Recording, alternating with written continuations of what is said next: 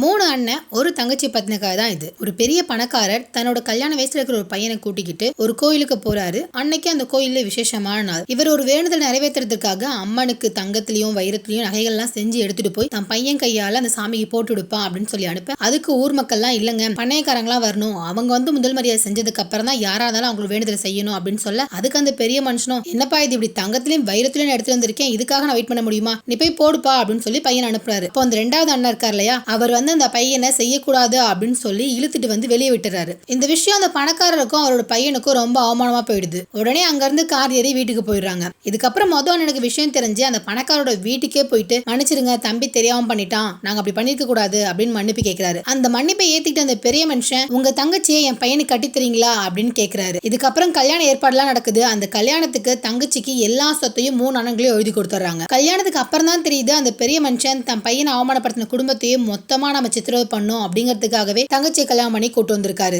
இப்ப 3 அண்ணன்களும் எந்த ஒரு சொத்தும் இல்லாம ஏழையா வாழ்ந்துட்டு இருக்காங்க. பெரிய அண்ணனுக்கு ஏற்கனவே ஒரு இடத்துல பொண்ணு பார்த்திருப்பாங்க. ஆனா அந்த இடத்துல இப்போ உங்க அண்ணனுக்கு இப்ப எந்த சொத்தும் கிடையாது, அதனால கல்யாணம் நடக்காது அப்படின்னு சொல்ல, ஆனா அந்த பொண்ணுக்கோ பெரிய அண்ணனை பிடிச்சிருக்கும். சோ வீட்டை மீறி வெளியே வந்து கல்யாணம் பண்ணிக்கிறாங்க. 2வது அண்ணனுக்கு ஒரு முறை பொண்ணு இருப்பாங்க. ரொம்ப ஆசைப்பட்டு 2 பேரும் கல்யாணமும் பண்ணிப்பாங்க. ஆனா அந்த பெரிய மனுஷனும் 2வது மருமகளை வச்சு வீட்டுக்குள்ள இருக்கிற ஒற்றுமையை கலைக்கணும்னு பாப்பாரு. 3வது அண்ணனுக்கு மினிஸ்டரோட பொண்ணு கூட லவ் ட்ராக் போயிட்டு இருக்கும். தங்கச்சி தன்னோட 3 அண்ணனுக்காகவும் என்ன செஞ்சாங்க, அந்த பெரிய மனுஷனும் அவரோட பையனும் திருந்தினாங்களா இல்லையா அப்படிங்கறத அந்த கதை.